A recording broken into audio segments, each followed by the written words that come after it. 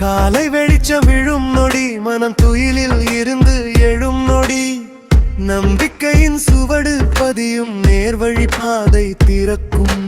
போதை என்ற இருள் வந்தால் புத்தி ஒளி மறையும், ஒளி தேடி நடந்தால் உயிர் வந்து போகும்.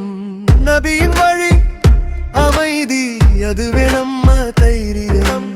நடக்கிறோம் நேர்வழியில், நிமிர்கிறோம் நம்பிக்கையில், போதையில்லா பாதை இது, இறைவன் காட்டும் வழி இது.